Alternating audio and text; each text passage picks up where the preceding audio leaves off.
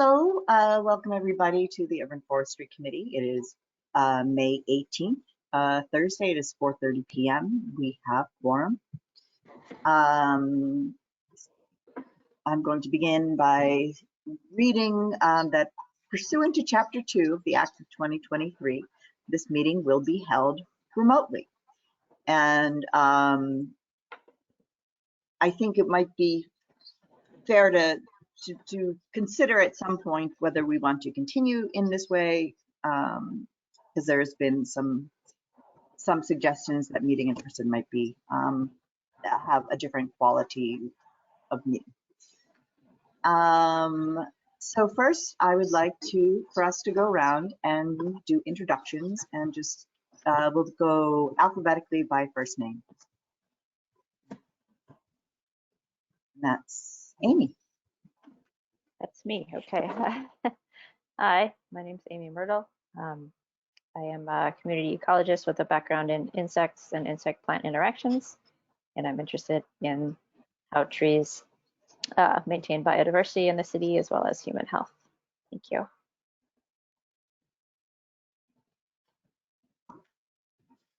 Chris is not here yet. I have joined you. Yes. Oh, you are? Yes, I'm Chris Dwan. I'm a local activist. I'm the co-chair along with Tori Antonino. I'm very interested in seeing that we have everything that we need for the city's urban canopy to thrive. And I'll remain off camera for just a minute while I get my act together.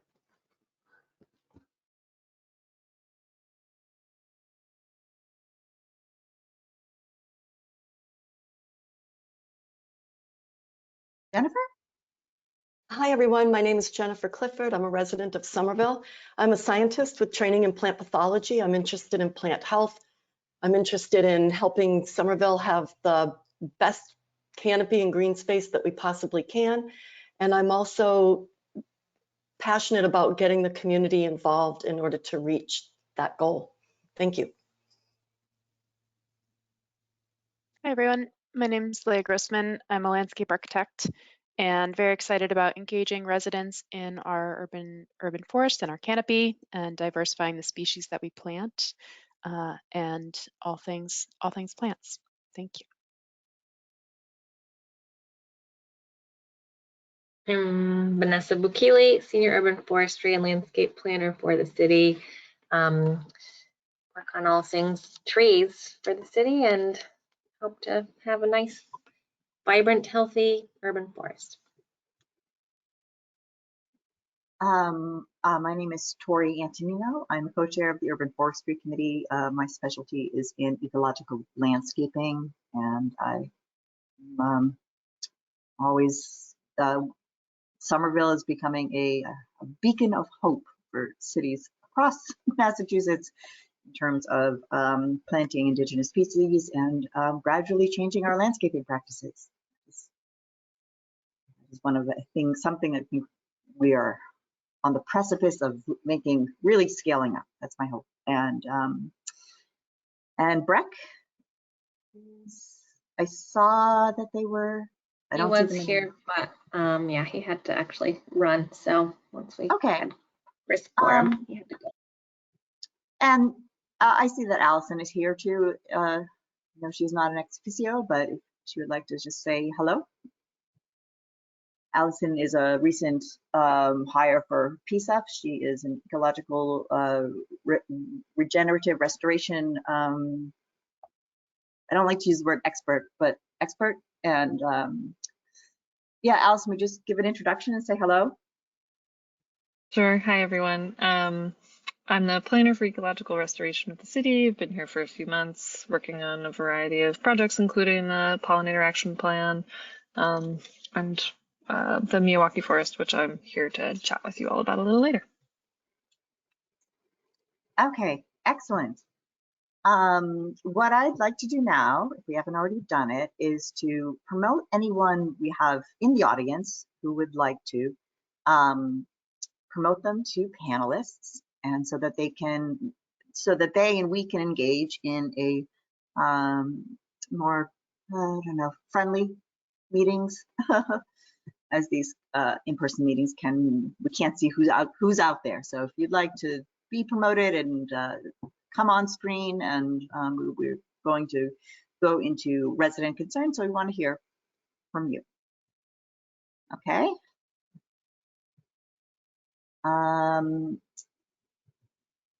So moving on to resident concerns, is there anybody here who would like to, who are non-board members, who would like to speak out about anything, all things green, basically? I do see Anne has her hand raised. I'm going to make you a panelist, Anne.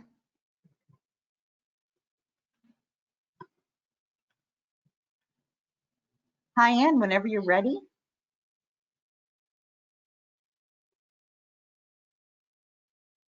Oh, Mute. I couldn't find the share my webcam. Here I am. I would like to, yes, I'd like to be here. What, am I supposed to say something? well, no pressure, but if you have anything to report, Anne is a resident of Cobble Hill. There is a process going on right now to re-envision 90 Washington, which she is adjacent resident to. And if you have any updates, concerns, or just want to be here to hang, that's cool too. Well, we are demonstrating, tenants are demonstrating every Thursday morning and outside Cobble Hill because we hope to save the trees. I guess that's all I need to say at the moment. Just to give a little background, there's been sort of a turn of events. Yesterday, the city of Somerville lost their legal suit. They took the part of the 90 Washington parcel by eminent domain, I think for $9 million.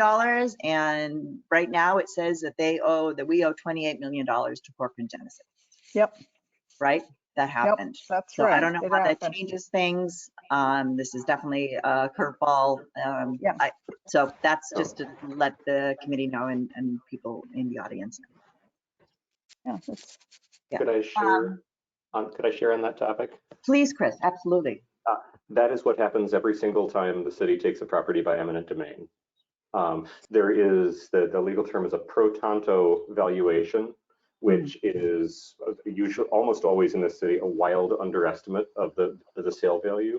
And so it is a ritual that happens again and again where the owner gets the pro tanto amount, sues for the remainder of the value of their property, the city pushes back, eventually they settle and we pay them the rest.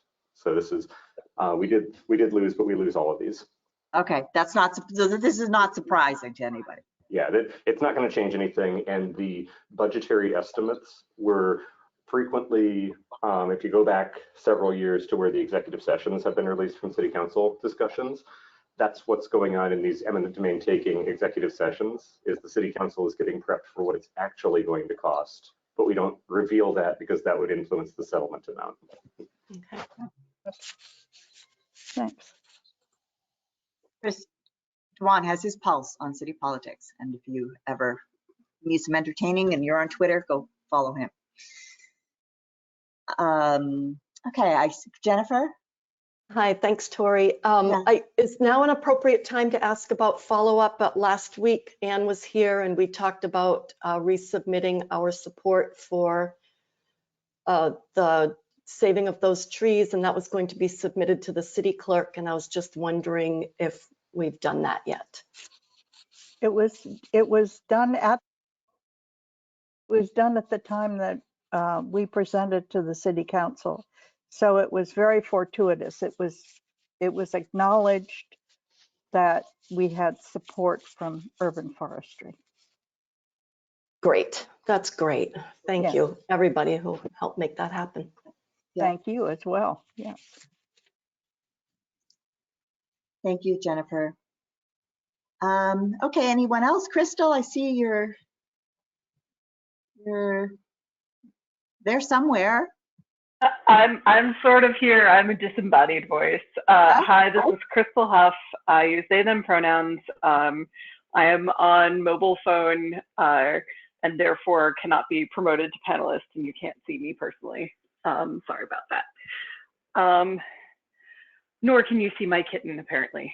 Anyway, lovely to be here. Lovely to see y'all. I'm mostly here to be here when Jennifer gives some of the updates we've been working on.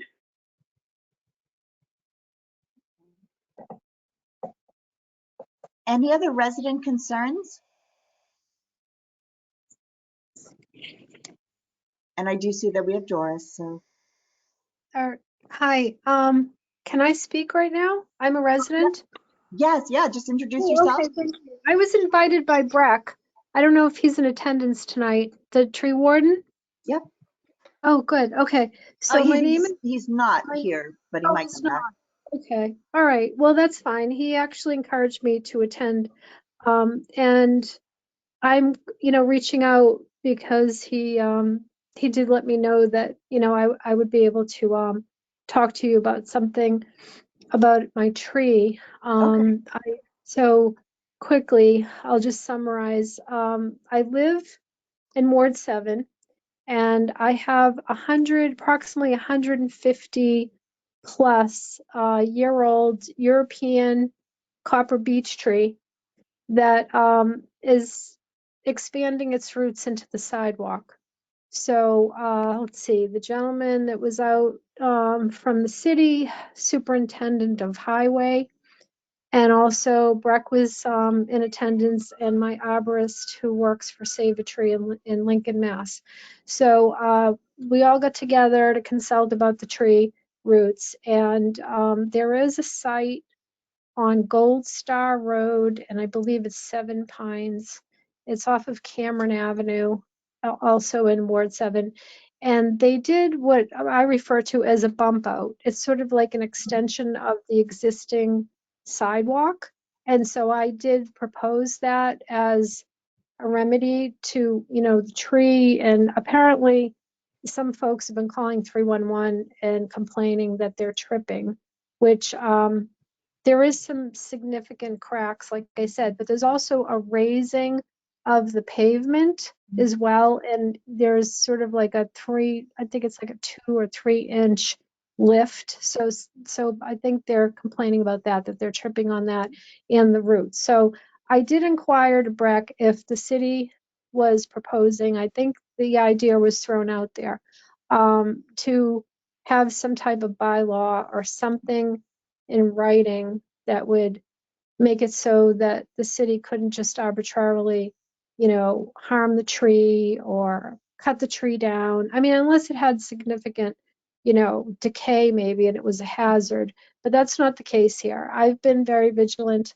with getting the arborist involved when we discovered it had bleeding canker. So if those of you who are very dedicated to, this salvation of good trees, we had that problem about 10 or 12 years ago. So I have been, as a homeowner and property owner, and I grew up with this tree, and the tree's been there with our family three generations now.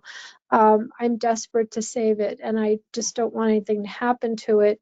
And I have not seen any activity about what they were planning to do. The superintendent of highway said they would come out and spray paint, which Breck said was safe, on one of the routes that's visible and possibly one of the trip zones there. And also yeah, I'm sorry. I know I'm kind of going on here. I'm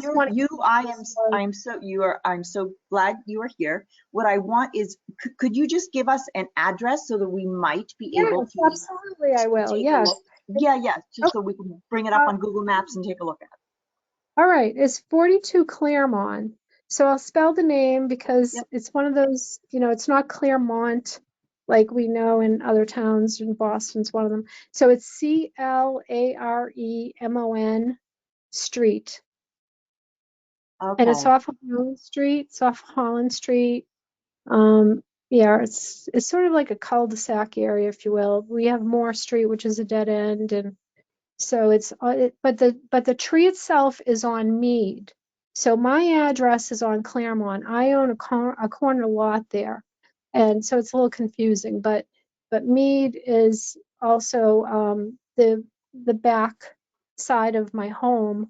Yes, that's the house there, and you'll see the tree, but I have an eastern pine that's in front of it. So I don't know if Google allows you to get around that, but yeah, there's the tree right. Wow.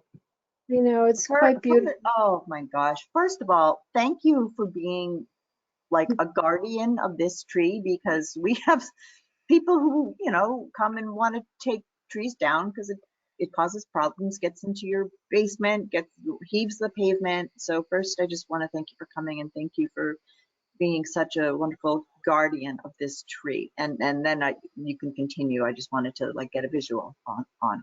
Sure. No, absolutely. Yeah. Well, actually, I'm actually in this meeting now. I didn't realize it was so early. For some reason, I thought it was later this evening. And I just started a new job with Tufts Medical Center, but I'm in Cambridge in the satellite office. And so I wanted to join and, just get my message out. And then eventually I'll have to leave the office and go home. Yeah, I'm really concerned about that because no one, except for the arborist, and Drew was great. He spoke with the my arborist now. I used to use Leaders, which was referred to me, and I think they're in Medfield, but I actually use Nathan as well from Barrett Tree.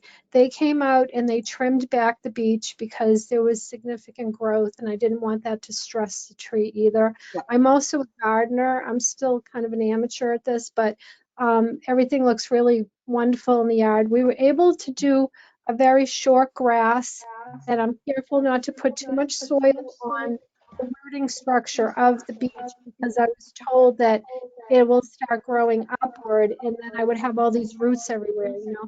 So, but it keeps it watered and it keeps it healthy. So it's working out pretty well, but I do have to do something about that sidewalk issue. Okay. So what I'm thinking now, sorry, is Breck here? Could I jump in on this? Please. Yeah. Yeah, so this is an interesting case. First off, thank you so much for taking good care of that wonderful tree. You're doing everything right.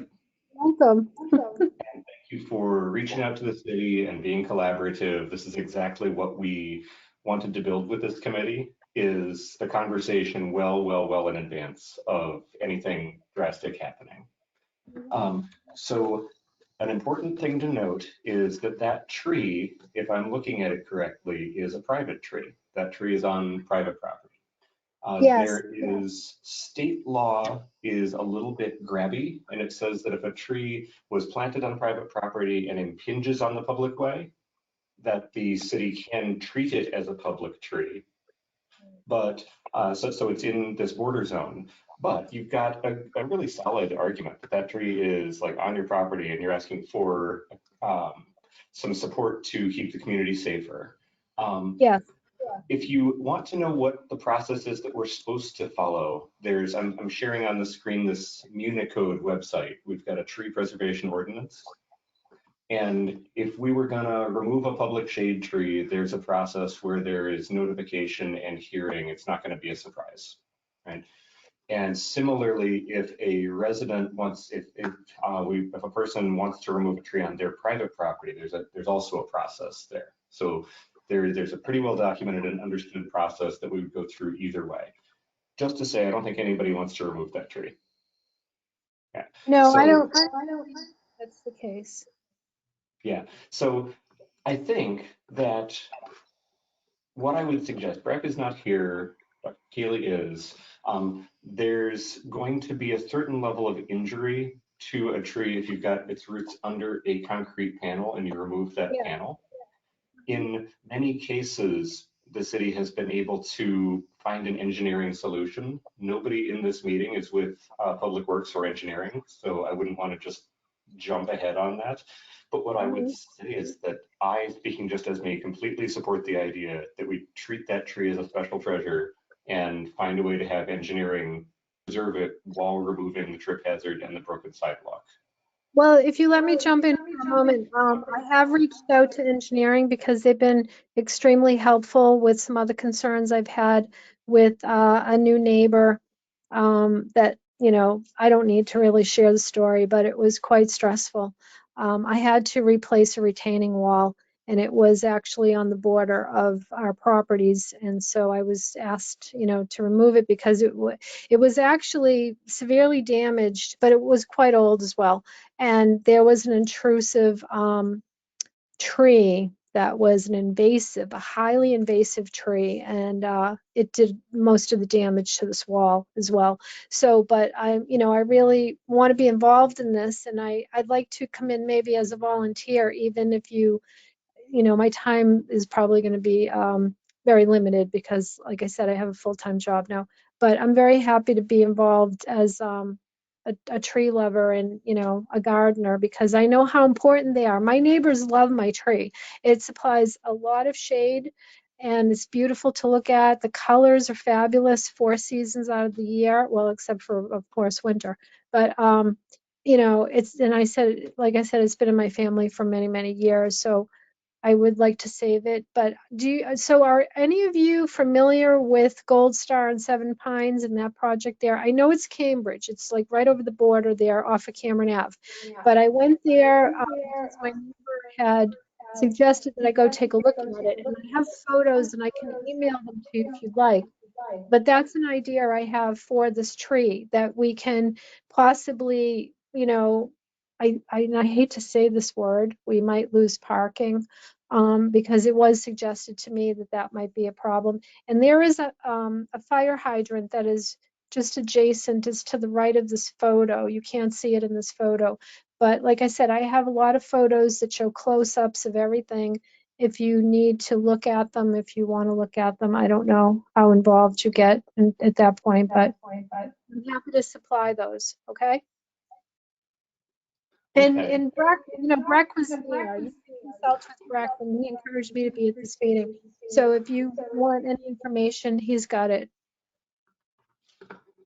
Well, I would suggest, just to kind of close out, that this is probably best for a meeting with, you know, kind of a side conversation. The committee is absolutely, you know, speaking only as me. If anybody wants to know our opinion, I suspect that we would support preserving that tree. I also don't want to, I don't think that we should opine on streetscapes design. You know, it's just not our area of expertise. But I think it's great that we're in conversation. I think pushing forward with engineering is the right answer. And if you encounter, I would suggest if you encounter anything other than collaboration, come on back and the committee would be happy. I would be happy to suggest that the committee support you. Thank you. And can I have your name, sir? I'm Chris Dwan. Oh, Chris. Okay. Wow. I know you. I know you from Twitter.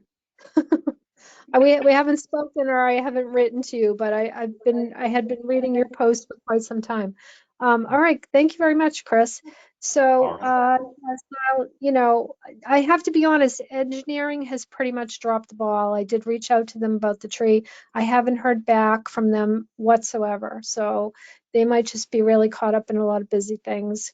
Not too many people believe that, you know, being really involved in the health of a tree is like a priority, but it certainly is for me, and for you folks, I'm sure. So anyway, and I also did join the Somerville Garden Club as well, and I had a lot of fun with that last week. So, you know, I'm trying to get more involved in the city with different things. But okay then, do you want my contact information at all, or I'd like to continue this because, like I said, I don't know what engineering will do for me.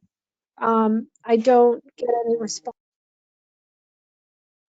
Oh, so what I'm doing right now, and I would like to chime in just a little bit on Of course. the bleeding canker. I'm in complete agreement. This tree needs to be saved. And Judith, I'm so grateful that you came to us and started this. But I'd like to say, and in support of that, I'd like to say that the bleeding canker, I don't think either is really that much of a problem with this tree. It would be worth keeping an eye on, but it's my understanding, it's a little different than some of the other canker diseases we see on beach.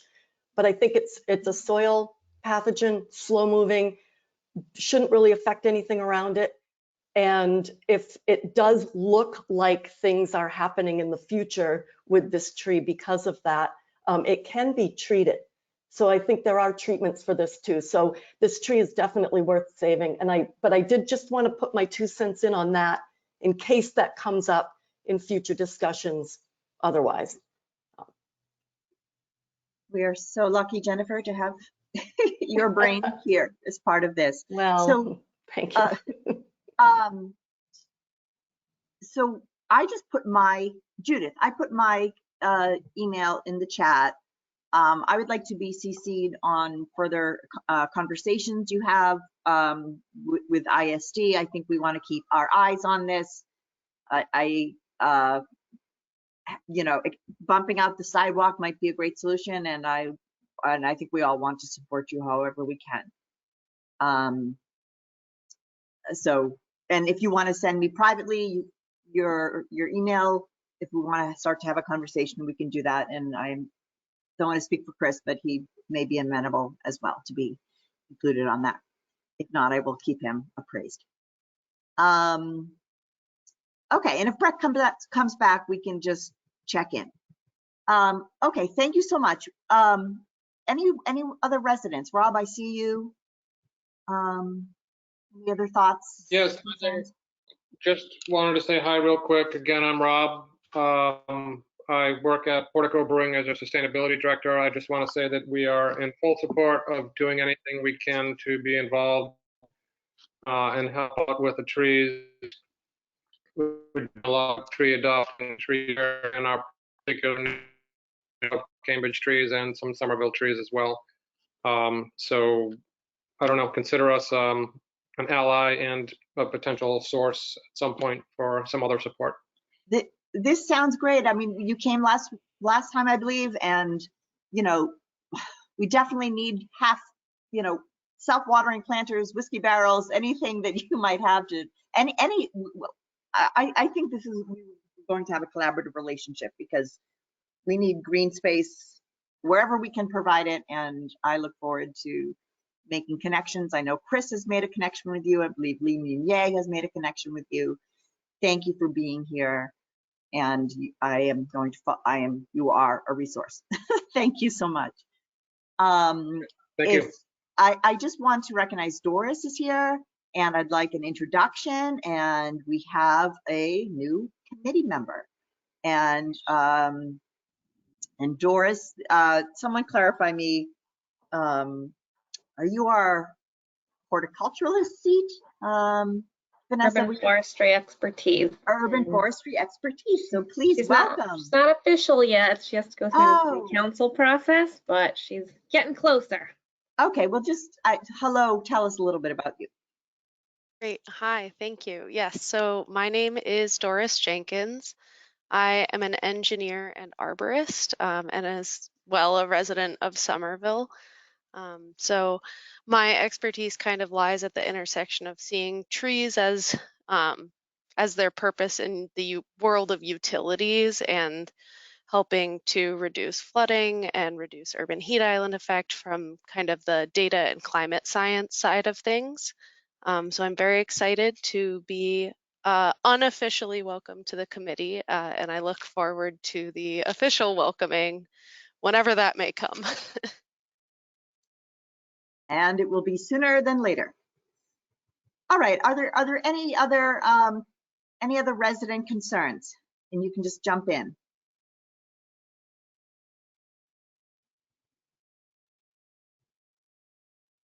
And if there are any resident concerns that the board would like to bring up, you may do so as well.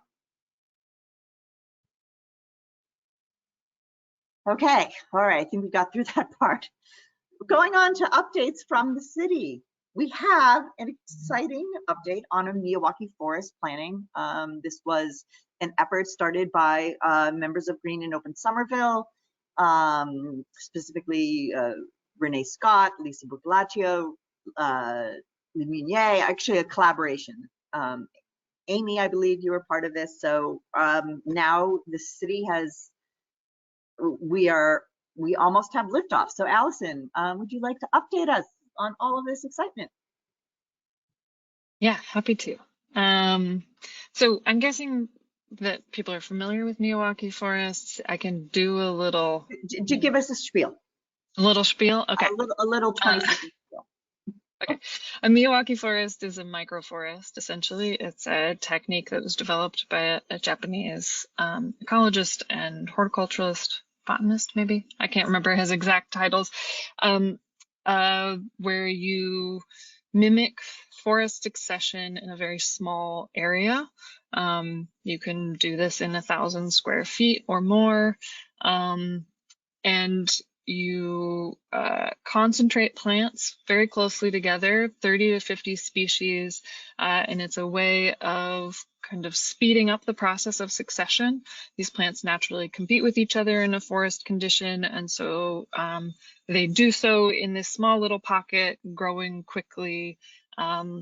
It's supposed to be a way of increasing biodiversity very quickly, increasing forest tree resources in an urban or degraded space very quickly. And it's a way of kind of creating a multi-level forest in a degraded, small urban condition. This is something that Cambridge has installed 2 of. There are a variety of towns in the area that are also looking to do this, and we're looking to plant our first one this fall. So very exciting. It's a pilot project in our minds, so we're going to see how it goes. We're going to learn from this experience and kind of discover how it works, if we think it's effective, and if we want to, do this in other places as well. So a good learning opportunity. Where we're at the moment is that we've located the place we would like it to go. Vanessa, do you want me to swap? There you go. Stole it from you, Okay. Chris. Sorry. Which one is it showing? I have 3 You screens. see our Word document. That's not the one. Okay. Boop. How about that? Photos? That's the one. Yeah. All right. So we are looking at a location that is adjacent to the Somerville High School, which we're excited for opportunities for kind of collaboration with students, teachers, educational, programs, potentially getting students involved in the planting of it, care, etc. I should have mentioned one of the things about this kind of planting is that it's supposed to require only 2 to 3 years of maintenance, watering and weeding, and then it should be able to kind of manage itself just through the act of plants interacting with each other, growing large enough to suppress other weed growth. And so we're looking at this spot that is on the edge of the high school. There's an area kind of here between the trees and the fire hydrant that we're hoping to plant. It's about 1,400 square feet. Sunny, no mature trees there already. We think that utility infrastructure is going to be far enough away that there won't be any problems with that. And there's a little spigot on the edge of the high school to make watering it, I think, easy enough. So we think it's a good spot for it. We're working with Maya Dutta and Bio for Climate on this project as well as our community advocates. And we're also in conversation with a forest making team at Tsuji, which if anyone's interested, you can look at tsujiproject.com. They do restoration work around the world, but they do a lot of microforest things. And so a lot of the work that Cambridge did was in communication and collaboration with Tsuji as well. And so we're learning from the experience of all of these community partners who have done this before, in addition to the folks who've done this more globally.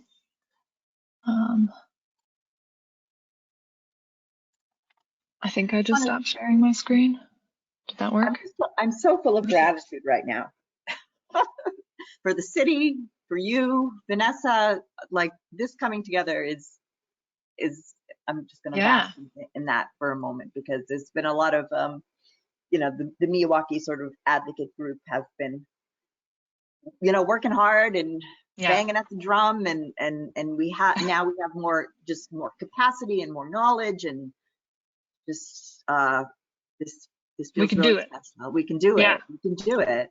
Um, I have so one more oh, piece please. to my update for you, which is just which is just that we're now at the point of honing our plant selection list. So I think Vanessa sent you all a PDF that is the plant list that Cambridge used for their last one.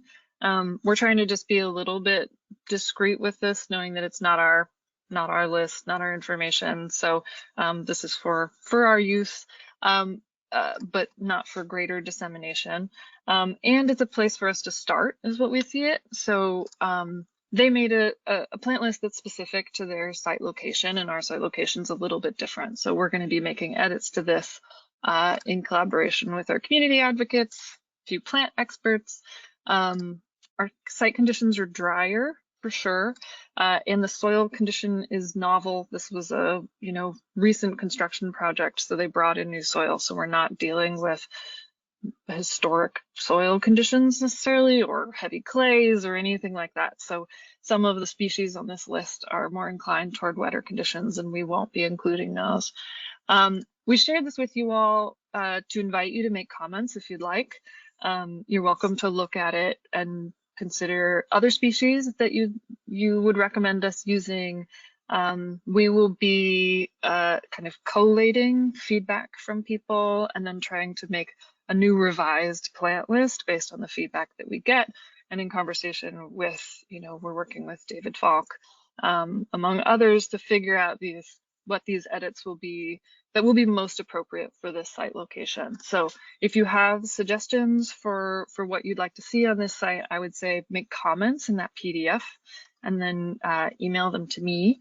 And I would say if you could do it by next Wednesday, that would be the best, because we're going to have a meeting with David Falk, Lee, etc., just to sort of collate all these comments, get a new draft of our plant selection list. And you are welcome to sort of be part of that by typing in comments into that PDF and sending them to me. That would be terrific. Yeah, the final sort of check will be that we're going to get sort of the dream list, and then we'll have to go to the nurseries and see what we can get. And that will be, particularly since we're trying to plant this fall and it's already May, we're going to cross our fingers that we can get everything we want, but there might be some dream plants that we're going to have more trouble sourcing. We're also trying to be proactive in researching our nurseries, asking them if they have non-neonicotinoid commitments and if they're emphasizing local ecotypes, all of that stuff, so that we're trying to get things from good sources, trying to get good genetic diversity. We're also going to be, it'll be 30 to 50 species in general. So like, it'll be a genetically diverse as a very small pocket as well. But we're going to do our best, but it'll all kind of come down to what species we can get in the end. So just to keep that in mind. That's my update. Any questions that I can answer? I have a ton, but I want to hear my fellow board members first.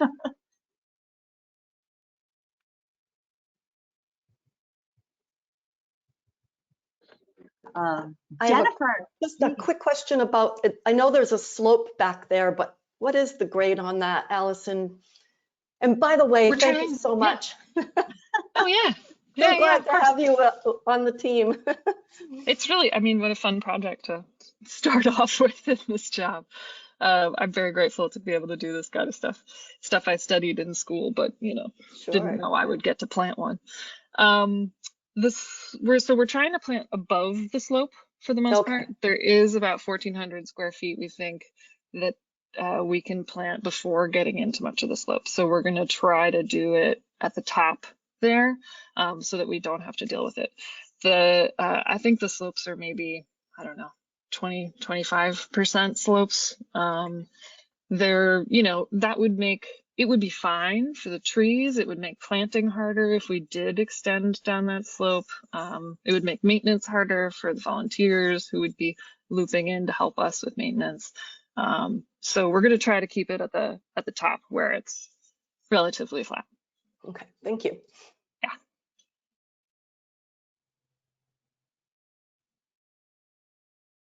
I just want to echo what Tori said, thinking back over the past 5 years of these conversations.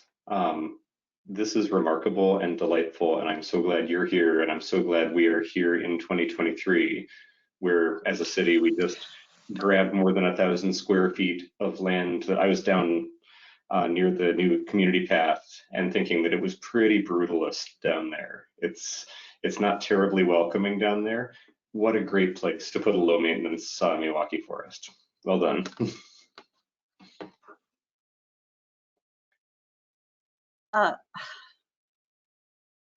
So are we allowed to share this list on screen, or is this sort of still not does not belong to us kind of? Cambridge didn't tell us not to share it, but I'm just sort of trying to be respectful of Okay. they've been I'm, very generous with us to like help, sharing resources, sharing yes. tips, things like that. Yep. I know So Andrew in Cambridge is very open to speaking to people about this and his experience, but we didn't expressly ask him if we could make it public, so I just thought I would be slightly discreet. okay. I think we all have it in our email. It's this tab right here, but I'm not hearing an enthusiastic yes, so I'm going to leave it off the screen. Vanessa, I don't know, Vanessa, what do you think? Yeah, I mean, I guess it could go either way. It's not, Yeah. it'll be on the record for everyone in the world to see if they really wanted to, but probably few people would actually look. I don't know. Why don't I send it, if any individuals who are not on the Urban Forestry Committee and did not get the list wanted, I can send you an email with that as well. So the Milwaukee Forest in Cambridge, thank you, is in Danahy Park. That's one. I don't know of the other one. There's just a question in the chat. Please go visit. They start off small, so don't think forest, think baby forest, and just having this joy of witnessing growth, which is the best part for me about planting something is watching it grow over the years. My sort of question is, on this list we see all trees, and I imagine when you plant a Milwaukee forest, or my understanding is it's not just trees, that you're going to have some sort of herbaceous level. I don't know if that means more ferns or just like some sort of like a sedge and a rush and some grasses. And like, I know it's going to get dense quickly, so I don't know if we can like fit sort of some woodland plants in there. I imagine columbine would be lovely there. I imagine groundsel would be happy there. So how does that work? Where does what are some of the other additions that are going to be planted in terms of the layers of the forest? Yeah, this is something we've been talking to various folks about. The goal is to plant species that would end up being in kind of a climax forest condition. So Yep. there are, sort of peak canopy trees, tall trees, short trees, and shrubs. Those are the most important layers to get in. Whether or not you include herbaceous species seems to be a bit of a choice of the project developers. It's something that we've heard, like that would be great if you could do that. But also one of the risks is that if you plant them early and you have volunteers doing most of the weeding, then sometimes some of those plants can get weeded out because we're not going to expect that all of our volunteers are horticultural experts. And so one thing we could do is to plant the woody growth first, get that in, get it growing. And once we're sort of past the initial weeding phase, then we could plant an herbaceous level that would fill in some of the bottom, give you those 5 layers. And, then you're sort of past the risk of them being weeded out as well. So that's something we're considering and we're talking about. And I think the idea of making it easier on the volunteers for weeding would be really nice. So that's something that I would be inclined toward, but yeah, we'll see. Well, that makes sense to me. I mean, I do entrust. I mean, once you learn a plant, you kind of know a plant. Maybe some of the grasses and sedges are harder, but some of the herbaceous flowering species are gonna, they're once you get them under your belt, you got them. So. I just want to suggest here, I really think we need to be considering Atlantic coastal pine barrens. for all of our GLX. I've been spending a lot of time. My folks live in Wareham, which is this on the south coast, and it's like pitch pine and white oak and red oak and tupelo and islet holly tree, and it's, you know, it's just it's really special. Lots of sand, you know, tons of pearly everlasting everywhere. Lots of little blue stem, you know, switchgrass, sweet fern, all of it. So just want to throw that out there as a place. I think that would be perfect, in fact, in our sort of as we continue to regreen the green line in general. Stagger and sumac, Nice. blueberry, huckleberry, okay. This is wonderful. I could talk all about it, but I think any other comments on this? I have one comment. This is Amy. Hi, Amy. Hi. Sorry, my internet is really slow, so I turned my video off. But so I have been working with Bio for Climate to sample the Miyawaki forest that they put in Danahy for insect diversity. And I mean, you mentioned educational value, and you know, one thing, it occurs to me, it would be really interesting to sample insects in that green space now, and then see what happens after the forest gets planted. And I mean, I guess this is something I need to reach out to some of the teachers there and see if any students would want to work on that before school ends. I mean, I know they have a month left, but that could be a really cool project to kind of see what happens after they get planted, how it affects the insect diversity in that whole green space that they have on campus. So I guess that's just what I want to throw out. I have to think about who to contact about that, but that just yeah. Amy, Amy, if you early wanna, gives you that opportunity. yeah, if you want to connect about that, I'm happy to Okay. like support you in that effort. Okay, thank you. Yeah, and I That'd think be that's a nice idea. Another thing that just came to mind is the mayor's youth program. You know, all the beds around the city or around the high school are watered, and we just have a lot of salvia and cotoneaster there that could come out, and we could start growing plants, because it's, again, it's a watered area. And I think I'm going to meet you tomorrow, and maybe we can talk more on that, how we can incorporate the workers the kids this summer to be starting growing stuff and getting excited. So all the bearberry there is going to be removed. And is there a ginkgo in there? I thought there was a ginkgo on the, well, several. There are a whole bunch of ginkgos at the high school. But if there is a ginkgo on that slope, can we get rid of it? Just throwing it out there. I don't think it's a ginkgo right there, but it's a Okay. tree. There is a tree. We would have to move it. We're hoping we can move it somewhere. I think it might be a Okay. Nissa or something, Okay. not ginkgo. All right. Okay, moving on. Thank you so much, everyone. City tree removals. One quick thing, Allison, I don't know if you said this. Is there a deadline for species list? Oh yeah, I'm gonna put my email in the chat, and if you can give me comments by next Wednesday, that would be great. Thank you. Thank you. Thank you so much. And so wonderful. Shall I do tree removals? Okay. Please. Breck did do a bunch. Oh, I'm gonna do, I think, city tree removals is first, Chris, but so Breck gave me the update. He did send that list before our last meeting, and I believe all of those trees are down. Those were all dead or dying and otherwise hazardous trees. He has another list that's in our inventory of about 100 low priority removals. So those are usually trees that are dead but small, or in decline, or sort of out of the way. So they're still trees that aren't providing benefits, but they're just lower priority for various reasons. He's not sure which of those to do next, so he's working on a list, and we'll send that out. Some maybe won't be this year's, some will be throughout the year. So he did complete like the major removals that were backlogged from before his time even. So no upcoming tree removals, except maybe the tree hearing trees. Some of those may be done by Eversource in the near times. Not sure exactly when, but in between our last meeting and this one, we did have a tree hearing. We talked about those trees at our last meeting. It was just a couple of smallish trees and a couple of not super great trees. Questions about that? That's sort of vague, but any tree removal questions?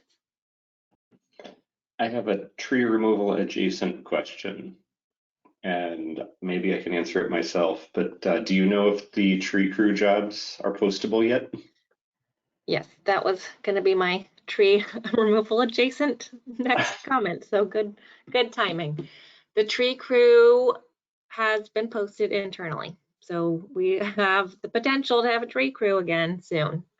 So the union signed off on having a tree crew in the grounds division. I think late last week, I believe, or early this week, it was posted internally. I don't know how long it has to be open for or if anyone will bid on it, but progress has been made. Very exciting. Thank you so much. Will these be union jobs? Yeah, they are union jobs. So they first go into the current staff bid.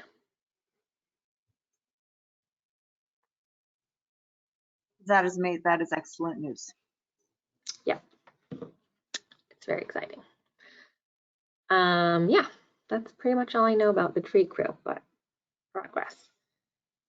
Next up is private tree removals, and I'm not sure Malik was able to update this list. Are there any dates past now? No, I think he talked about Fennel Road last time. No, it's all last month, so which Okay. is fine. It happens. Okay, yeah. Especially Not a ton has come in that I remember from checking the trees email. There may be a few, but nothing major. So I'll move on past that. Next is spring tree planting. That's what I actually know about. So as a reminder, 175 trees at least are being planted this season. I think it's going to be more like 185 probably. About 50 or 60 are in the ground so far. More wells have been prepped. They're gonna do more planting as of tomorrow, including 5 trees at the Capuano School Glen Park area in honor of our Arbor Day celebration on Saturday. So we are doing well to meet our goal before June 15th, which is when planting should stop. Questions? I have a question. Vanessa, you mentioned last time that you might be able to be tagging the trees as they're being planted. Yeah. Is that something you've been able to do, or that you could send us a list of those trees that we could tag them or anything? Oh,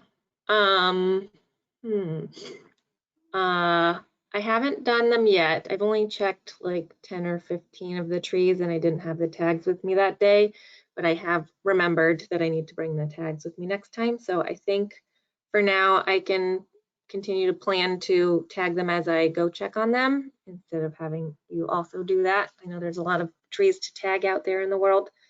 So that is the plan. I'll have to circle back to those ones I already checked. I'm sharing on the screen right now the Google map with the spring planting, and let me just say that the community loves this. I know it's probably, but the community loves it.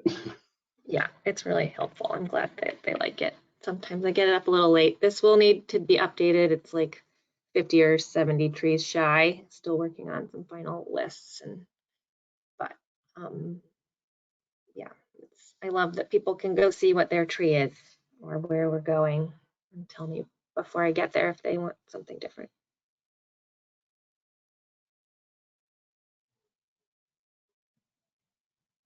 Is there a final list that we have that you could share with us for the spring? Yeah, I can send that, the species list. Yeah, Sure. that'd be great. I think I forgot to do that last time. Oh. Yeah. I have a question about linking this. Can this data be linked in any way to TreeKeeper in order to keep TreeKeeper up to date? Can that be done? Not directly with this Google map, but I am gonna work with our GIS guru guy in the city to make a map of all the recently planted trees. And I can probably create it in such a way that it could be uploaded into TreeKeeper easily. But yeah, there's a few challenges.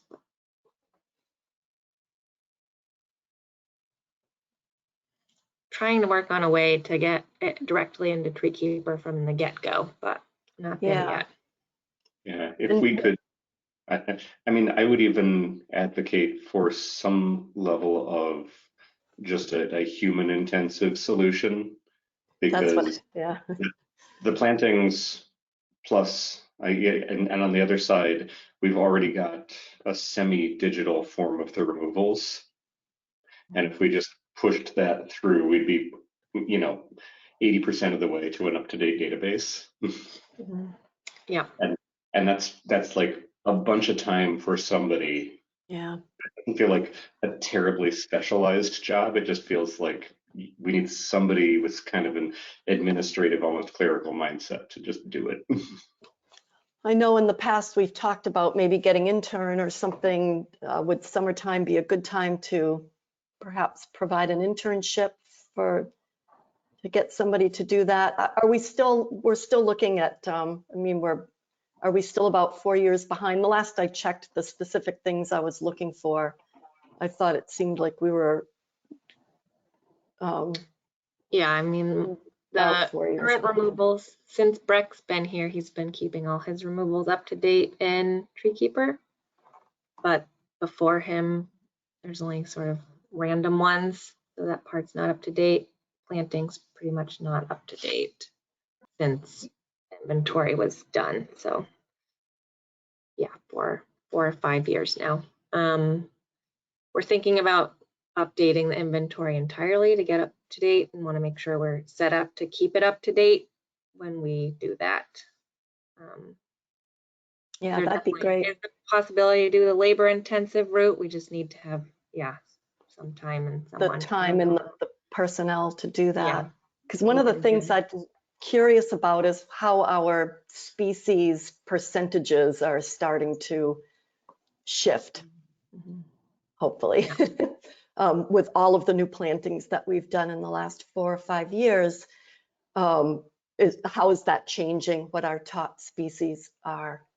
Yeah, currently. It'd take a while to knock down enough Norway maples for them not to be the top, but they are the ones that are primarily dying off. But it still would be nice to, and I think encouraging, and would be an interesting thing to see and share how we are making progress in that area. Absolutely. Yeah, that'd be awesome. Well, I have a suggestion on that. The Mayor's Summer Jobs Program, we will be having hopefully 10 students this year. Last year, we focused on invasive removals and just general ecological education. And so this year is going to be its climate justice program. And we're going to, a lot of the students, different departments are going to have them as a resource. And I don't know if that makes sense, Vanessa, because Vanessa's going to have them for a few days. We're still working the program out, but can we train them in how to catalog the trees? I mean, I'm sure they would be eager. I'll think about it. Yeah, because we'll think about it. Like very detail oriented computer work. So it's sort of, you have to have, like, I have the information that they don't have to be in the field even to complete. Well, we're gonna be like the right kind of person. Well, I don't know. We're trying to, experiment, giving them as many opportunities as possible to, here's this sort of thing you can do. We're looking at administrative, we're really kind of having it more of a survey course where, and be preparing for days when it's 100 degrees and we can't have them in the field. So this could be an opportunity. So yeah, let me think about that. Something to think about. Okay. Yeah, and on the far side of that, since we're brainstorming, in the spirit of the ideal solution being to destroy the need for a job in the first place. There's currently sort of a long path where we've got some very enthusiastic residents, I'm one of them, who go to 311 and use that to tell the city about stuff. And it feels like there's a technology solution there to plug in a recommendation for an update and have somebody who knows what they're doing just approve it and have it go into TreeKeeper.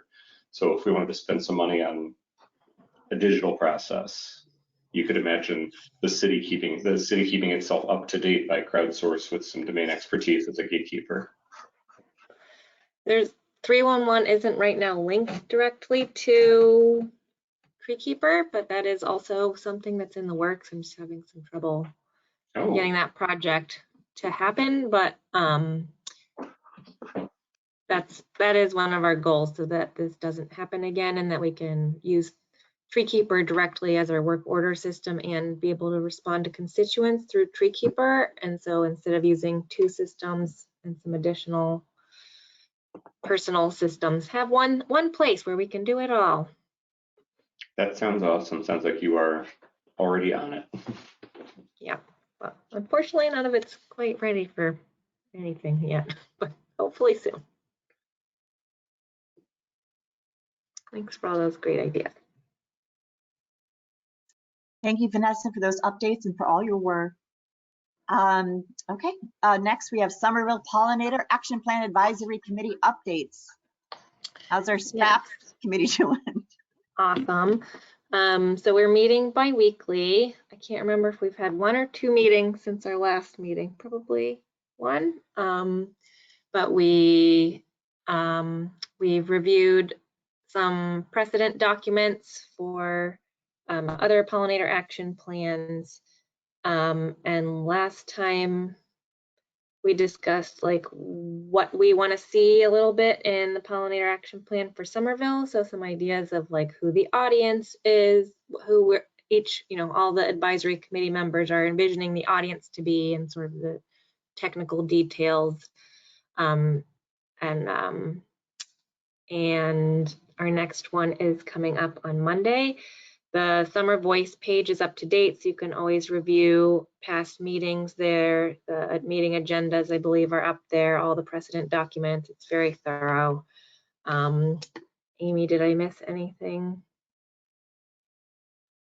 No, I think our next step is to work on a section of the actual, I forget what they call it, the thing that goes out. Yeah, that. Yeah. Not all of it, but the sort of, there's one section of it that the committee can have input on, not the sort of technical detail stuff that we wouldn't that we wouldn't have the knowledge to write, but the kind of overview of what we want, and that will guide hopefully who applies to be the author of our eventual plan. So I think that's what we're going to work on in the next meeting, if I understand right. We haven't started that yet, but I think that's our next step. Yeah. The scope of work. I think it might take a few meetings to get through that. Yeah, that's the big piece we're going to work on. And there are at each meeting, there's this, people are invited to come. It's only the committee members comment throughout most of the meeting, but there is a time for public comment at the end of the meetings, and there's places on the Summer Voice page to leave comments. So Allison's doing a great job setting it up to be as inclusive as possible and make people feel the love and also give all the great ideas. We had to limit the committee to just a fraction of the number of people who are interested. So all voices are welcome. And I just want to say that Summer Voice is cool, and I love this picture of the bee.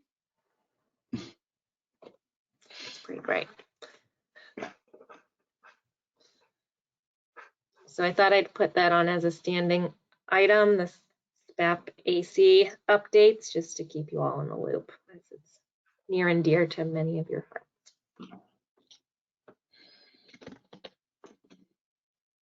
I was wondering how because again, should we have 50 applicants? How many applicants do we have? Yeah, 50. have we been able to retain them? Is there a way that we will be able to reach out to them again when there is perhaps, working group work to do? Are some of those people coming to the meetings anyway? Yeah. I think I was going to write a blurb. I think I assigned that to myself and didn't do it. Write a blurb about like maintaining engagement. Is that something you could do or have done, Vanessa? So this is Allison's project, and she did do that. So she reached out to all the applicants, I believe.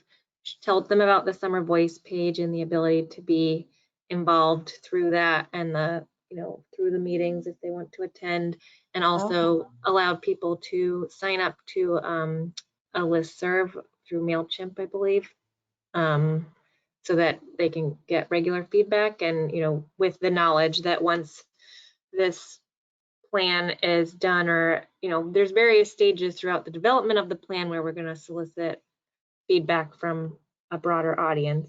So definitely to be involved as people desire at that stage, and also in the implementation, we'll obviously need tons of hands and eyes and brains. So yes. We asked them to sign up for Urban Forestry Committee announcements. There is a lot of overlap already, actually. Yeah. Okay. Well, excellent work. Really, really stellar. Thank you guys. Thank you so much. Thanks for maintaining those connections. All right, going on to urban forestry related job postings and RFPs. This is a standing item that we try to, make sure if anything significant things are being posted, like our new tree crew. I didn't get to check. Okay, Chris is on it. I doubt tree crew is probably not here because it's internal for union staff only, so it's posted in DPW right now. Well, there's a clean green housing program manager. I imagine that's along the lines of sustainability. There's a green facilities manager. Ooh, what's that all about? I don't know.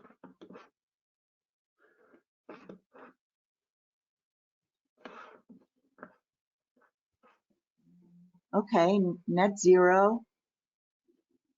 Okay, so this is the specialized skills that we all know that we need as we put in new kinds of infrastructure, and we're hiring in to support.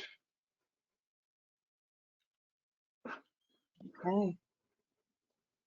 Oh, this is a wide range of duties.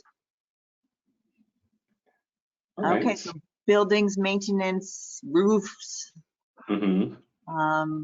playgrounds, athletic fields. Okay. Yeah. Well, this is kind of a bit in the wheelhouse. That feels good. And then the clean green housing program manager you mentioned. Somerville Parks and Recreation. 30. I'm curious, but it's probably not us. Yeah. Water and sewer. All right. So that's probably the one. If you know somebody who is in green building maintenance, let them know there's a job. Excellent. Okay, thank you, Chris. Okay, here we are. Arbor Day planning, Saturday. Yep. I'll be there. We'll be there. Who wants to give an update on that? I will. So Saturday, May 20th, 1 to 3, there is a calendar invite on the website, so people feel free to share. The flyer has been translated into all 7 languages, and it was blasted on the Resistat newsletter, whatever it's called, that went out yesterday or the day before, and posted on social media. It went out on Spanish weekly newsletter last week, so hopefully it's getting well promoted. It's going to be at the Capuano, or the the playground there, the Glen, what's it called? Playground at Glen Park. As I mentioned earlier in the meeting, there will be 5 trees planted for Arbor Day. Today I picked up our flats of seedlings. We got milkweed, little blue stem. What else did I order? The rudbeckia, the black-eyed Susans, or maybe they were brown ones. I don't know. Some Susan guys. The triloba, did you get the triloba or the herda? Whichever one you guys said was the best. Okay. The shorter one. I thought Okay, it was the brown-eyed Susan for this Yeah, year. brown. Black-eyed last year. Brown. Yeah, I think it's the, yeah. Triloba, I think, right? I didn't end up getting any tree seedlings because they didn't have any small species anymore. I think it's too late. They probably can't. They either ran out or like once they leaf out, it's harder to get these things. So the Arbor Day Foundation ones. So those are the ones we've got. I've been talking to Jennifer about flyers and stuff. Leia put together an awesome flyer about native species. I don't know if we want to talk about this here or further on, maybe here. But a few other quick things. Tori, are you able to do like the seed bomb things? I got a whole bunch of seed ball material. Got plants from David Falk and Garden in the Woods, the whole bunch. Got milkweed still coming out of my ears. I'm gonna bring a special treat. It's gonna be first come, first serve. I got pawpaw. So I dug up a bunch of pawpaw. Caveat emptor, it can be an aggressive species. But I got a lot of runners and just, you know, they kind of look like twigs, but the runners are significant. So I think they might be, you know, several years old in terms of root structure. So they're not saplings, they're older plants that have been cut down significantly. So I've wrapped them up in groups of 3 and we'll have those to give out. But we'll have to just kind of say, you know, you need to plant 3 to make sure you got the male and the female and a different variety. So we'll have those. Great. Yeah. Tori, will you have some seeds to spare for, I think I gave you the last of my seeds at the farmer's market, the winter market. I only had a few packets left and I have some things where kids can plant seeds in a plastic cup. Oh, really? Or paper cup. We did that a couple years ago and some kids would I be able to take some of your seeds to do that? I have all of the other stuff. I'll bring my supply and we can all have seeds. I'm gonna grab it. Ears. Okay, we got Agastache hyssop, we got milkweed. We got, oh, awesome. I have all vervain, New England aster, all of it. Good, excellent. So, absolutely, and I'm gonna dig up some Jerusalem artichokes that are just taking over, and just I'll just probably be bare rooting some of the stuff I have in my own garden. So absolutely, yeah. So for the plants and things that we're not able, that we end up left over, do we have a plan for those where we can keep those and perhaps give them away at some of our other outreach events that we have over the coming weeks? Yeah, we could definitely do that. Do we have a space to keep them just in case we end up with some left over? I think in our last meeting, Tori offered to babysit plants. Yeah, I couldn't remember. Sorry. I can babysit if we want to do, you know, Chris has been talking about some of the bump outs on Beacon Street. Yeah. We'd have to get someone to water them. Yeah, I just want to get them in as many residents, you know, hands at some of the farmers markets. I know Mama's tables, Growing Center is tabling this Saturday, so I'll babysit them, but hopefully getting them out as soon as possible, right? Mm-hmm. Yeah, we can talk more about that in the outreach updates, but yeah, okay. That's great. This is one of the things we can check off for the mayor's Monarch Pledge. Yeah. So go Vanessa, go us. Yeah, go us. Yeah. And the mayor was planning to attend, but is not actually going to be able to make it, unfortunately. So she sends her regrets. So we should not wait for her. And I invited Councillor McLaughlin, and he's going to try to show up, but I didn't get a firm yes from him. I think it's a busy time of year for everyone. So we will work around that and at least have our usual fun tabling events and welcome the new trees, and it'll be great. That's great. Thanks, Vanessa. You're welcome. Okay, spread the word. Yes, I'm gonna put a link to the calendar invite in the chat. Okay. All right, any other Arbor Day planning updates? Do we want to talk about the native Let's plant do that. handout The here? handout? Yeah. So Leah did put together an amazing flyer, and I don't know, Chris, if you can. It looks like he might have it open. Oh yeah. All right. So this So we've is. had some updates that I'll make. Yep. But generally a little blurb, why plant native species. And then we really tried to limit it to our sort of most recommended species that we think will be available, or that we think folks will be able to get. You know, I've seen them at 1 or 2 nurseries. So hopefully, like, not discourage people. Hopefully this is a gateway to more discovery and not like, oh, I couldn't find the first thing, I give up. So that was and getting it on one sheet of paper. Maybe one day we'll print it on a seeded paper or something, but for now, working within our bounds. So yeah, if anyone has species they would like to add or remove, you can send those to me, and then I don't know if this has to be a like total approve thing. There's a couple tweaks I'll make, but it's not a law binding document. I think we should finalize it today, since we're all here and can vote on it. I had a couple suggestions under the trees because we need to get prunus into people's yards. If that is the case, I'm going to steal the screen because I've made some of the changes in the live version. But is it something we need to vote on?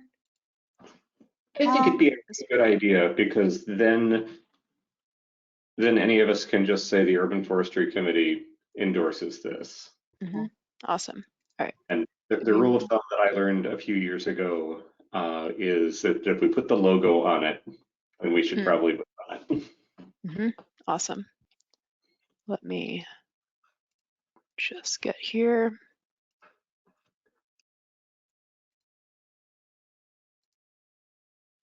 You can see my screen, is that true? Now we can, yeah. Yeah, there it is. Can you see all your faces too? Okay. Yeah, but you probably can't. There we go. All right, so the things that I changed, saying plant more species, added the word species, making the nomenclature a little bit more simple. I added, let's see, we already had musclewood on here. I just renamed it musclewood instead of American hornbeam, I think. Musclewood's a better name anyways. And then I added chokecherry. Yep. Do we think fire cherry is something that is at, it's probably native plant trust. Do we think it's at other nurseries as well? I was going to do Virginiana / Pennsylvanica. If that sounds good. If it makes it fit better, sure. Oh. We just planted one at Morse Kelly. It's again probably one of those things. It's just a garden in the woods, but I don't know if we start asking. Oh, we've got space. I can do it. Oh, okay. Yeah, I'm in favor of adding that because I think people then maybe will start asking for it, like you say. Yep. And it kind of gets these alternatives out there. I think that's good. I'm in favor of this. For the chokecherry, can we recommend straight species? Because that what is that version? Oh, it's Canada Red.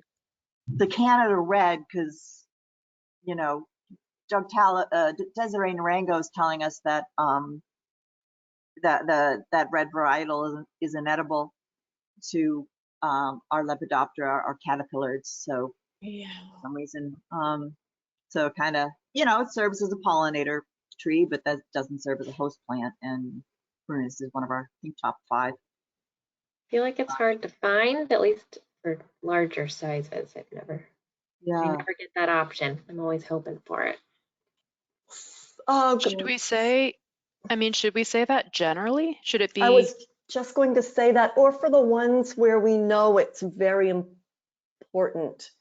Mhm. Like I noticed that purple coneflower is not on there, but it's important for purple coneflower. Yes. So, but I wonder, even if we could go through and choose and put an asterisk or something, but maybe just, yeah, a general statement to say straight species preferred when Whenever available, possible. purchase Yeah. that. Yeah. And right in there, yeah, put where the plant more. And that's, That seems- yeah, I think that's the best way to do that rather than put it for specific species where it's kind of what we want to do sort of across the board anyway. Yeah. And then I removed this white spruce and was trying to think if there's another. I know white pine is also a bit tricky right now. Is there a pine that we think would be a good recommendation? I was trying to do ones that, you know, if people are buying their screening hedge, let's get them to get something. What's wrong with white pine? Well, Are we done with? I'm not in favor of the eastern white pine right now because they're struggling with climate change, increased temperature. They're getting a lot of needle cast diseases and they are becoming weaker. The moisture, erratic moisture, I think wreaks havoc on them. I think what we're finding is that it's migrating. And I'm just not sure I don't know if that's a really good future-proof evergreen. And this is all based on research that Nick has done at UMass. And so I guess I'm reluctant to have that as a suggested pine species. It's funny because I'm so reluctant to give up on it. I know. I mean, that eastern it's right, very special. That pine on Claremont looks pretty gorgeous. I have one across the street and it's like, yeah, it's getting a little yellow. It's not dead. And I have no idea what the differences are in like natural landscapes versus urban landscapes, you know, how buffered or non-buffered they are and how that affects any sort of issues they might have. Oh, I just can't give up on them. I don't know. I'm, you know, it's painful. Isn't this hard? Well, and I think thinking that. about the future and our future species, it's a tough pill to swallow. Yeah. And we're not saying people can't plant those. It's also a common one that people know already. So I think this is, you know, we're not banning it. Yeah. So if we feel good about the trees, I did add evergreen trees / shrubs. That was a good catch, Vanessa. What about the sugar maple? We haven't seen it do very well. Maybe on private property it does better, but is there, I guess if we were to propose a maple for people to plant, which one would we want to do? Because I was reluctant to do red maple because we have so many red maples, and then silver maple, while beautiful, is probably not the best for, you know, planting close to people's homes. It's better for large park areas. So I was trying to think what would be a good, if we were to, I mean, we could just throw in striped maple. I know that's Tori's vote. Will people be able to find it? I know Native Plant Trust has it.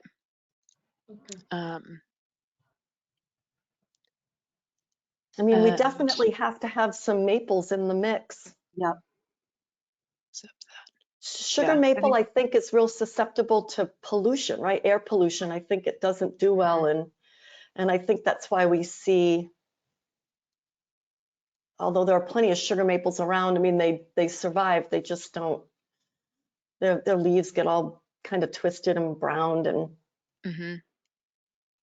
but I think it's pollution that causes that. Yeah. Yeah. So do we So- want to try and do? Oh wow. I Sorry. think Pennsylvania Yeah, is it's right. Pennsylvania. Okay. Is that it? Is that the correct nomenclature? Mm-hmm. Worth Yep. a try.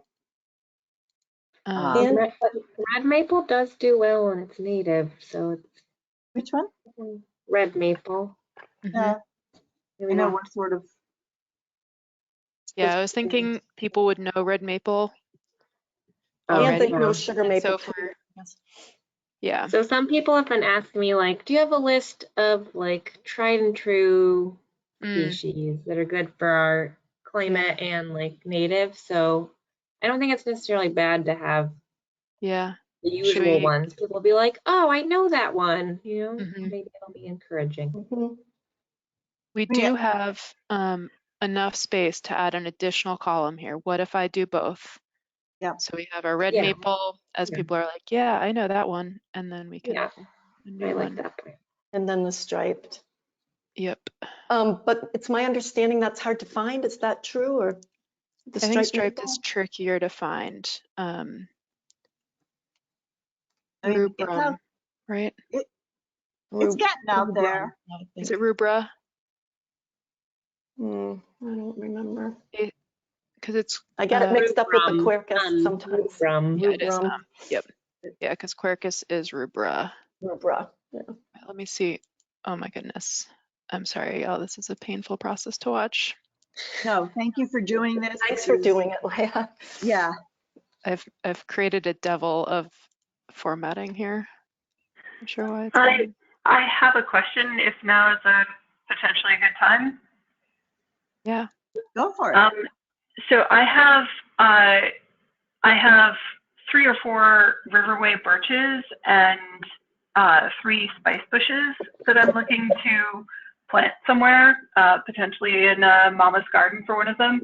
But I think I don't have space for the riverway birches, and I'm a little stuck about how to figure out how to get them placed somewhere in Somerville so that we have actually added to the Somerville tree canopy, and also want to make sure that I am correct in thinking that those are, I mean, I'm pretty sure that spice bush is native, but that riverway birch is reasonable in terms of a native species and won't have problems.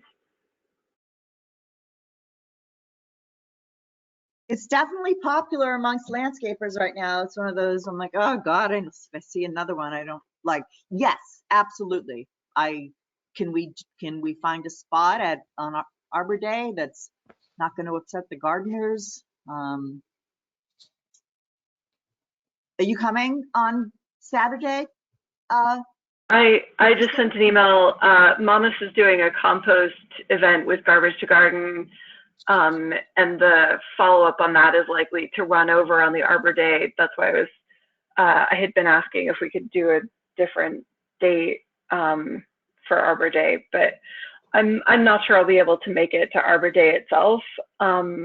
I may be able to make it to helping clean up after, but I also wondered if someone who has a vehicle might be able to take any of if there are leftover plants again this year. We do have 2 Mama's Gardens that are looking to do low maintenance plants, which could be native plants fairly easily, in my opinion. So I think that we could accommodate them if there are extras again this year. So I sent email. I actually sent email. I did the email thing. It was during this meeting though, so you might not have gotten it yet. Yes, I can confirm we have received your email.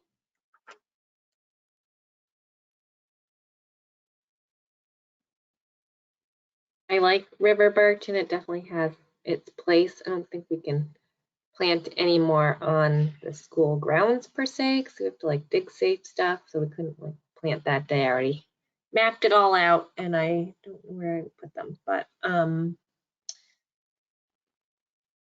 are they single stem, Crystal, or the three? They're stem? single stem. There are 3 separate seedlings. Okay. And oh, they're seedlings, so they're small. Yeah, I've currently got them in pots, but I'm under the distinct impression that's a terrible idea. I can definitely think about where to put them, or we can pick them up and add them to the giveaway pile if you're interested in that.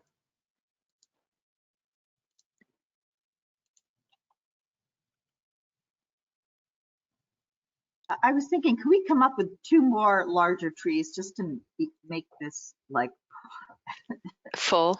create that Yeah. last couple of spaces? You have the birch. Yeah, Just initially I kinda- was trying to keep it to 10, but now that it's on a sheet, it's like it's not that many. We can fit another one. So yeah, I'm definitely down to add. I think we can fit one more. What about a chestnut oak? Yeah. Montana. Let's do it. Oh, we might be able to fit 2 more if anyone has one. I'm looking up Doug Tallamy top 10 woody plants. Oh, That's where speaking this of woody, originated. So we. yeah, Mhm. awesome. I did notice that Vaccinium, Mhm. that should be on there under shrubs. That's top. Oh yeah, did I top put 5. it?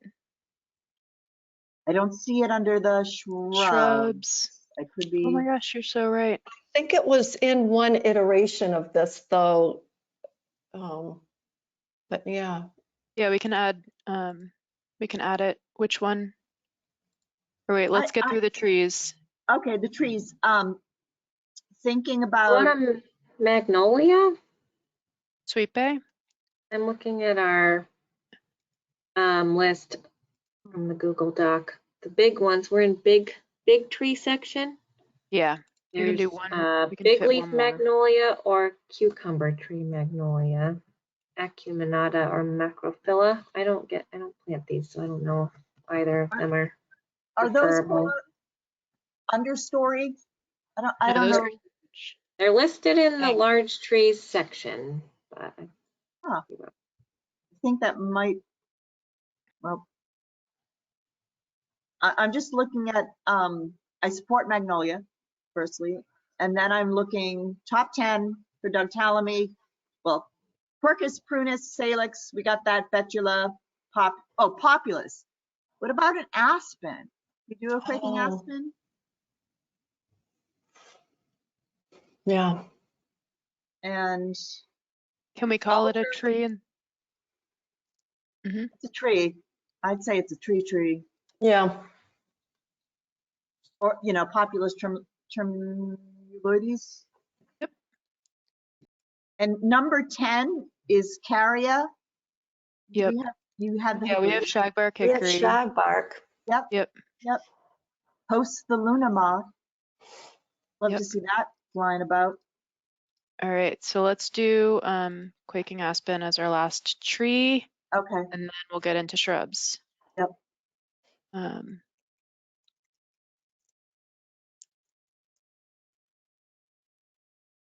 And then, wow, help me out here on quaking aspen.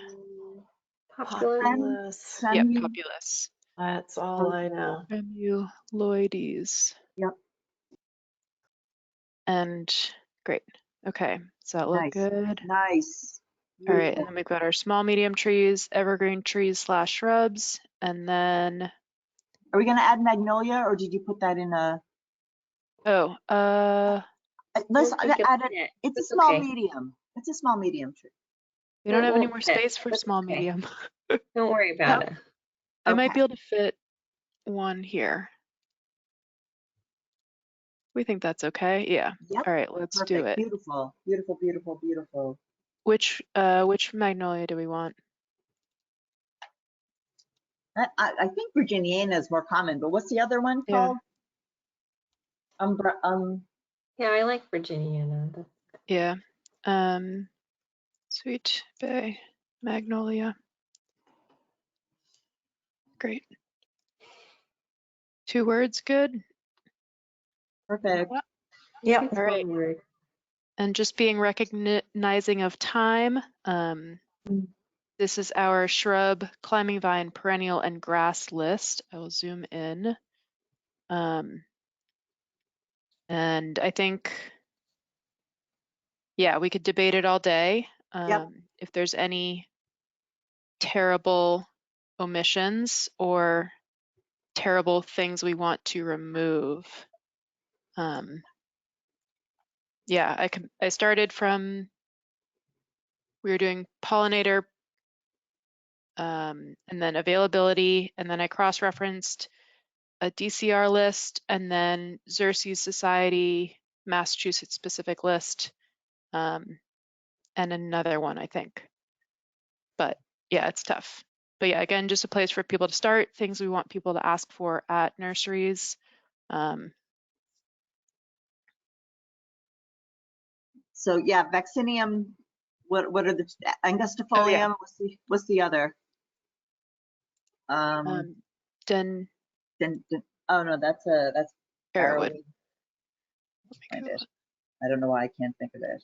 Begins with a C. Corabuzum. Yeah, Yeah, should we do CORYM. high bush? Yeah, both. Yeah, angustifolium's the low bush. Great ground cover. I learned about blueberry sod recently. What the what?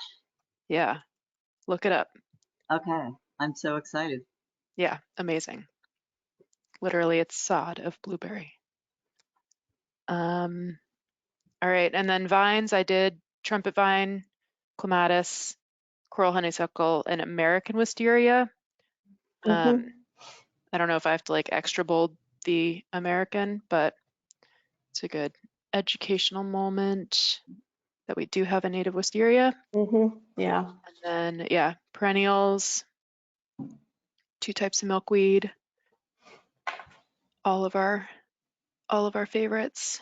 Yeah, I think that list looks great.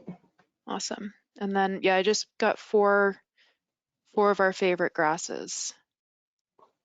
I didn't put switchgrass because it's a bit, I didn't want folks to get, yeah, I just put Get small. scared away. Get scared away. If it's that big, yeah. I know we've been told it has to get, they have to cut it down with a gas clippers. So if you want to see a beautiful stand, there is one at City Hall. Oh yeah, no, I mean I love it. I want to plant it everywhere. I can't get enough of that. Dutchman's pipe. We want Dutchman's pipe. It's blooming right now. Oh yeah.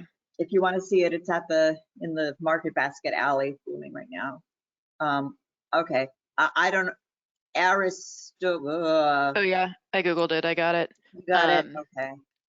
And it will go in our A. There's only a couple on here that bloom early.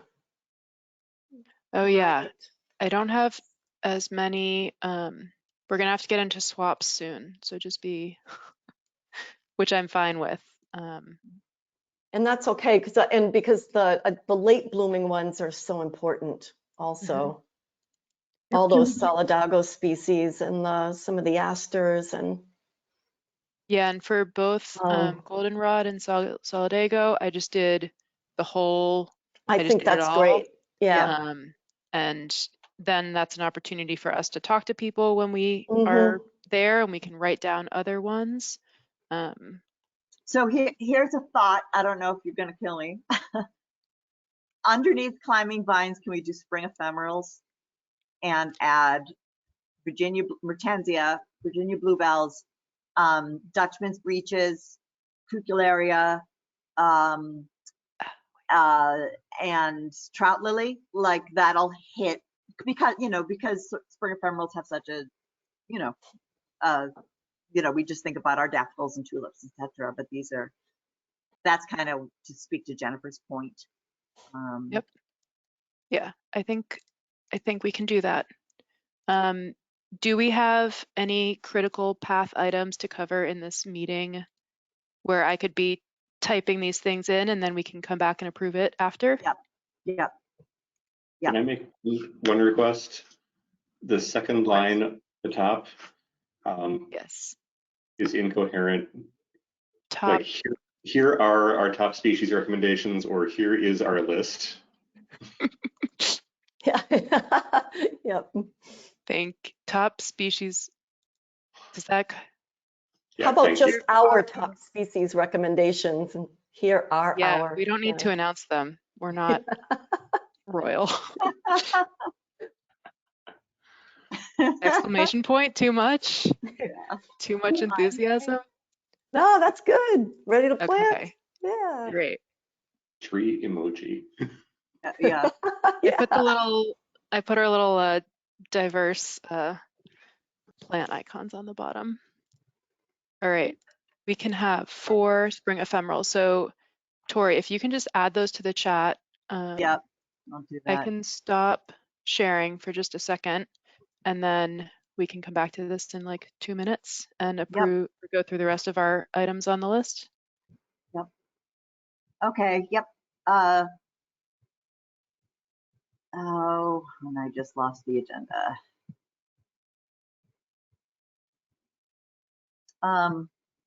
Okay. Next on our list, UFC structure, co-chair, and bylaws. Chris, could you take this and I'll work on the spring ephemerals in the chat. Would you do that? Take over for a I'm moment? absolutely happy to. And this is a formal warning that next month I want to have a new co-chair elected. I don't want to do it right now because we're nowhere near, well, we're at quorum, but we're missing several important voices. What I wanted to open up is the fact that we've never actually written down how we run this committee. We've been doing it for 4 years. I am very, very happy with how it works. I think it's one of the more effective committees of our sort. And if we wanted to, we could make bylaws, but we don't have to. We're not obligated to do that. And we just and last year we decided that chairs do not necessarily serve for life. We have we're going to do the alternating thing where each year one rotates off and one comes in new. The easiest thing to do would be at our next meeting to have people either step forward or convince somebody to nominate them. And if there's more than one, then we would discuss and have an election. And if there's just one person who wants to do it, then we would, I guess, have an election, and it has the option to be super awkward. But I'm curious for the folks here, from your work in other groups, from your work on this one, do you think there would be any value in doing a process where we wind up with some bylaws? So it's interesting you bring this up because I've been thinking about this lately when we've been talking about revising the TPO for youth membership has really brought us down some interesting avenues of thinking about. I was thinking less about the committee structure as much as I was about expectation and I haven't really thought this through too much, but should there be some structure so that we have an understanding where we know we're expected to show up, we're expected to participate, but you know, what does that look like and how do we support each other and how do we support new people coming on board? And it started out simply as an exercise in thinking about our youth members, but I'm happy to try to develop that further if you want to work on that, or you know, to think about these types of. I don't want to pigeonhole us into something too structured because I think it's been working real well. We've got a great chemistry going for the last several years, and that's been great. Maybe or maybe not that would continue in the future. We just have no way of knowing that, but maybe some some simple guidelines aren't a, but guidelines maybe is a better way of thinking about it, is maybe not a bad idea. This might segue very nicely into something that probably we could table, that Leigh and I have been discussing on membership, that could maybe get tabled until next meeting. You know, it's not urgent, but this might kind of dovetail really nicely with the sorts of things we're thinking there, with regard to membership and including the youth membership, which we've been working on. So yeah, so Chris, if you're interested in working together on you know, coming up with some, just brainstorming some ideas to bring to committee, or I'm open to that. I'll let you take the lead on that. I'm supportive of the concept, I guess. My long-winded way of saying I'm supporting the concept. I would love to, because I think we've built something really pretty special here. And what I want to do is make sure it has every possible chance of continuing to flourish, even as people rotate off. Exactly. You know? Yeah. And so, yeah, let's find a time. I'm happy to brainstorm. And I still do want to insist on getting out of the way of somebody else being a co-chair. But let's go ahead and make that a two-part thing for Okay. unless there's any objections. Let the minutes show that we intend to have an election for a new co-chair next month, and then let's have a working group on guideline bylaw-ish things intended to support, you know, the continued practice that we've developed here. Other thoughts? I'm very interested to hear what people think.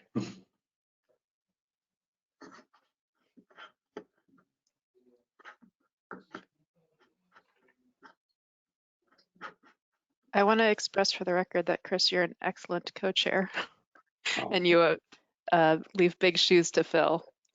So if no one steps up, that might be the reason why. But I think it also is good to, set a precedent for long-term sustainability for the committee. Thank you for that. It's one of the most important things that we don't teach in American leadership is getting out of the way. Mm-hmm. Yeah. Getting out of the way and ensuring that good bones continue.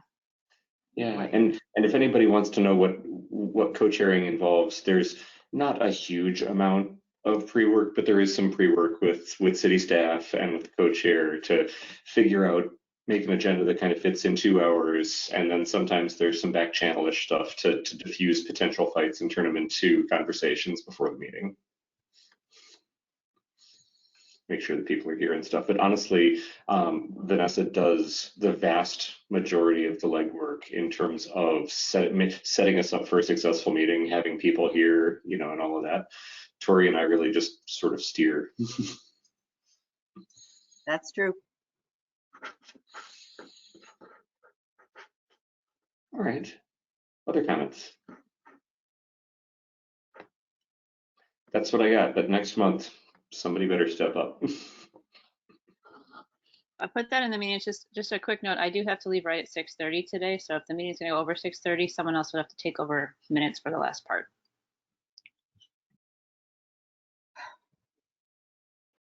Will we still be at quorum? No. Okay. Should I share my screen again so we can get this approved? Yes, I think that I think that's the most important thing right now, and then approving the minutes, unless anyone has. We can always wait. We can wait for the minutes. It's not a big deal. Okay. Is there anything rapid fire that we can do for the ongoing work updates? Adopt a tree quickly. We still have 3 wards up that we're looking for volunteers to tag trees. Please contact me if you're interested. I can resend the sign up sheet too, but I have the packets are ready to go. Just looking for folks to come pick them up and commit to tagging these trees. Grab a friend, you know, do it with a partner, and it's a lot more fun and easier that way. So there are the three. So please, looking for the help there. Thank you. And I'll say if any of our newer members want to sign up for one, but want a buddy for the first couple, I'd be happy to meet you and give you intro. So if that's a hesitancy, and if we can send that out to our other new folks as well. Yep, same here too. I'm happy to lend a hand and split the effort.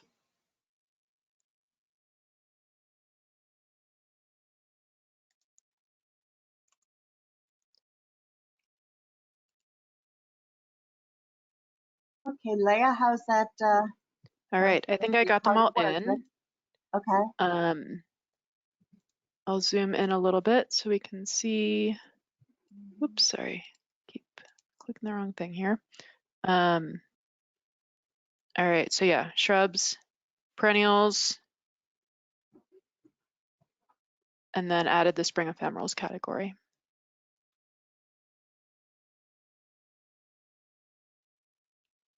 So Dutchman's pipe, I'm kind of partial to Dutchman's pipe. Dutchman's pipe I put, is that also a spring ephemeral?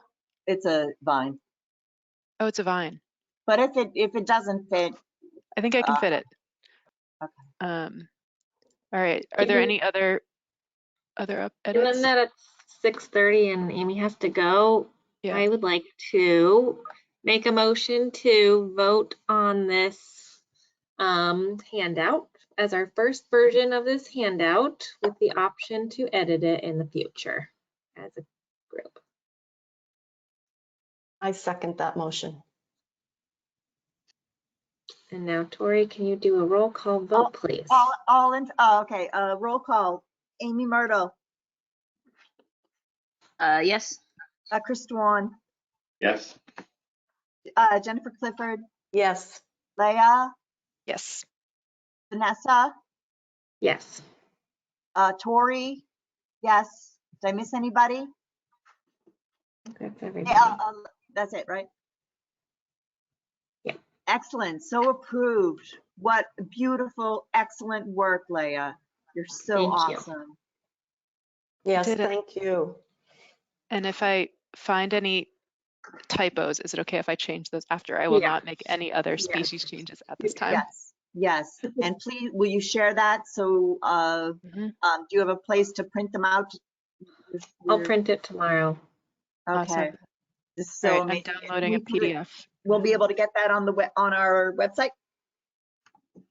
Yes, and they'll bring copies to Arbor Day. Yes, as whenever you're able to do that. Okay, I will entertain a motion to adjourn. Motion to adjourn. I second. Second. We don't need to, do we need to roll call? This is one of those, we don't need to roll. I don't think so. All in favor. It's unanimous. It means everybody, all of us, thank you for coming to the Urban Forestry Committee. We'll be here next month. See us on Saturday. Come on Saturday. That means See you Saturday. And Max and all of you. Okay, thanks everybody. Good night. Bye. Good night. Bye.